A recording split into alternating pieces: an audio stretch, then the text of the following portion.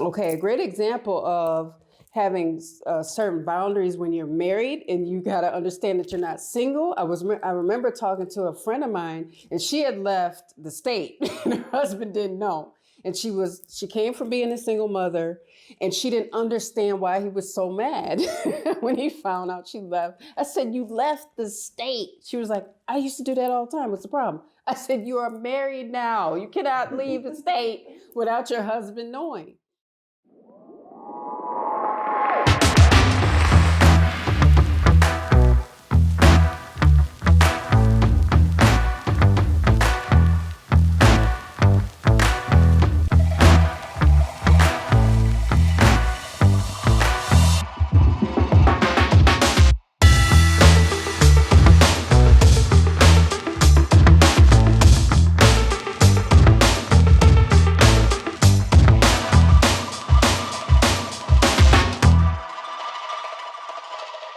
Assalamu alaikum, peace. I'm Coach Nadir. And I'm Coach Fatima, his wife. And I'm Coach Nyla. I am also his wife. And we are the founders of Outstanding Personal Relationships, as well as the authors of the book, Let's Talk Polygyny Uncensored. With that being said, I did a master class recently for men, 4-part master class. And one of the ideas that I want to share with a lot of brothers is that when you practice polygyny and minimally have 2 wives, there are really several different identities, 7 to be specific. All right. We have our individual identities and you have your shared marital identity. So on the image that you see on the page right now, just kind of goes over it briefly. I'm not going to go into a big breakdown of what they are, but we found that one of the largest challenges people have in marriage, especially in polygyny, is that they lose their own personal identities. It's kind of that old adage that says, and the 2 become 1. That could be very, very dangerous for a whole myriad. Pause.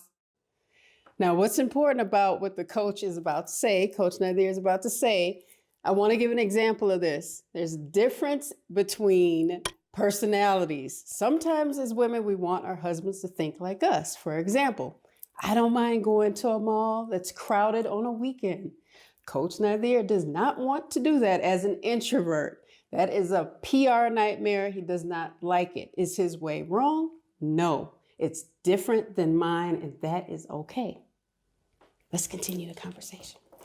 As a part of those myriad of reasons is when you lose your identity and feel that you're only one, if they do something different that you wouldn't like them to do or that you just wouldn't do yourself, then you feel there's a problem in the relationship, or there's a challenge, and a person can really feel challenged to be themselves and really be authentic, and that tends to lead to a whole lot more problems snowballing, especially when it comes to practicing polygyny. Because some of the first thoughts a woman may have is, oh, what's wrong with me? Or did I do something wrong? Or he wants to just satisfy his lustful desire. And all these myths come out. A lot of these stereotypes get to being put out there just because we tend to lose ourselves and our own identities. I mean, we have people contact us saying, hey, you know what?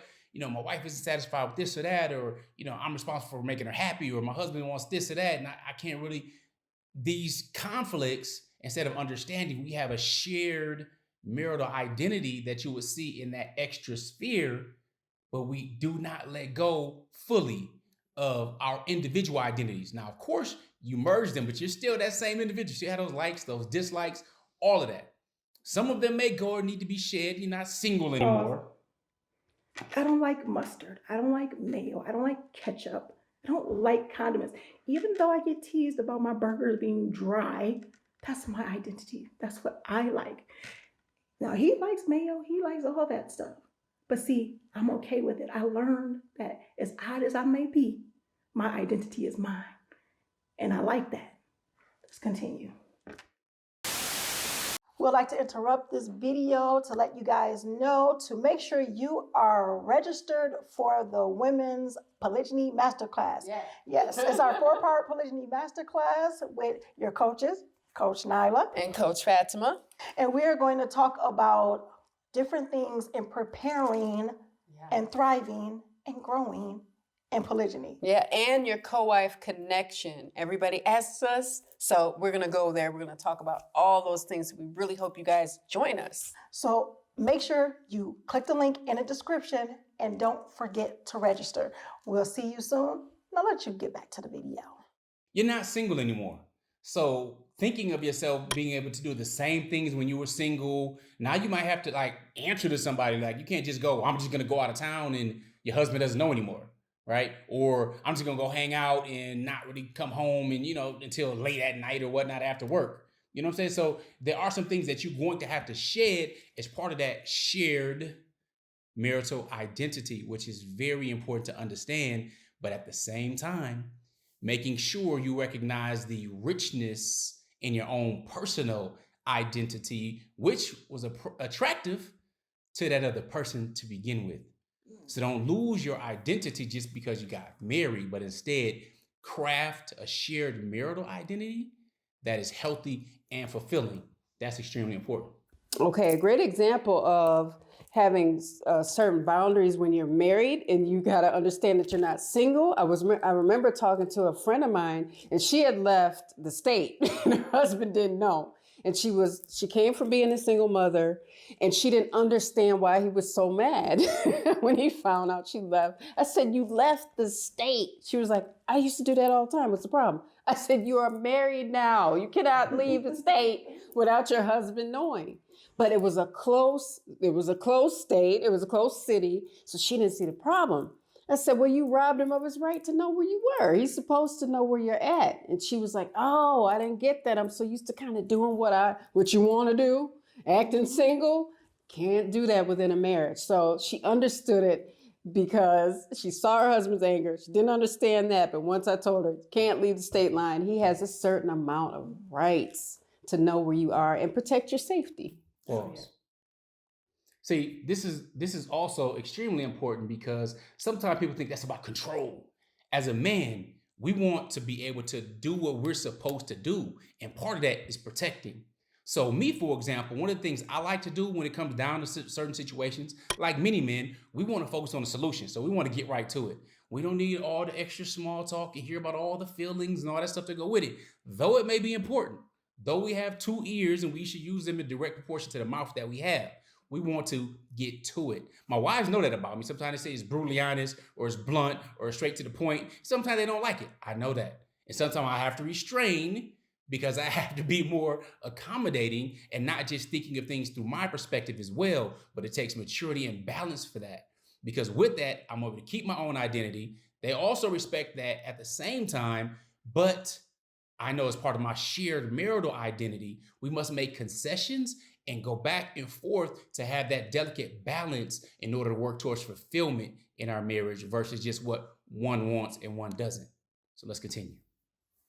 That's interesting that you said that because I was like that. Because I'm like, coming from, I'm like, I'm a single mother. I'm the oldest of 9. It's still like, you can't tell me what I can do and what I can't. And you have to understand that you want to keep that balance though too, having that shared marital identity and having that individual identity, but realizing that your individual identity does not take away from your marital identity, and your marital identity doesn't take away from your individual identity. But you have to realize, yes, you are married. You still have a person that is accountable for you, the stuff that you do, making sure that you're okay and all these other things. And it took so much of having to unlearn being Miss Independent Black woman. Can't nobody tell me what to do in order to understand that. So it's really good that we have these trainings and that we learn these things and they're putting these things out there, because I swear to goodness, if I would have had something like this going into it, I would have understood to embrace my identity, my individual identity, as well as my marital identity, because it got to the point where even when I started to embrace my marital identity, I started to forget my individual identity. So being able to learn about that and have that balance was like super duper cool. So. No doubt. One of the litmus tests that you can ask yourself, especially when it comes to polygyny in particular, is they ask Coach Fatima all the time, ask Coach Nyla, you know what? Well, when your husband's leaving and he's not there with you, what do you do? What do I do? If you're nurturing your own personal identity, you already have likes, interests, hobbies, things that you already have going on for yourself as an individual. One, but also as Coach Nyla was talking about in the story Coach Fatima shared, when it comes to being part of a family, taking that individuality and molding it part of the family. I'm just gonna leave you with what a conversation between Phil Jackson and Michael Jordan. GOAT, right? The Bulls, for those who don't know. Yes. Nevertheless, Phil was talking to him, and Phil wanted to win these championships. And this is before they had won, and Mike had these records and everything. He said, Mike, there's no I in team. Mike said, I know, but it's an I in win. Ooh. So if you want to win, let's work as a unit, as a team, foster our shared marital identities without allowing ourselves to fully lose our own personal identities.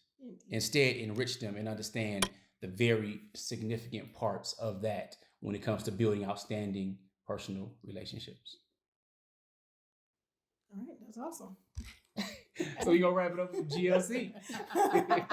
Make sure you are growing intentionally Loving fearlessly. And connecting on a higher level every single day. Assalamu alaikum. Peace. I don't like mustard, ketchup, and all that other stuff.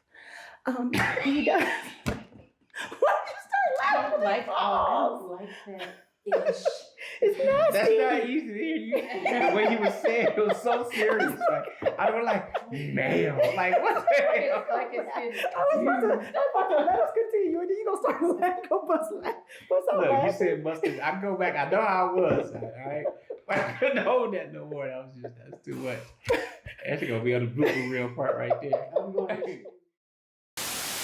Here are 3 ways outstanding personal relationships can help you. Make sure you guys are following us on our social medias at Outstanding Personal Relationships on YouTube and Facebook, and on IG at Outstanding Relationships, and also Clubhouse under our names. And make sure you go to outstandingpersonalrelationships.com and sign up for our email list. And there you will get updates on our new book, Let's Talk Polygyny Uncensored. Absolutely. And last but not least, when it comes to coaching or counseling, if you want to work with us one-on-one or in group settings, make sure you're on that website and reach out to us, because we do have very limited spots and we usually have a wait list. So with that being said, GLC. Make sure you are growing intentionally Loving fearlessly. And connecting on a higher level every single day. Assalamu alaikum. Peace. Peace.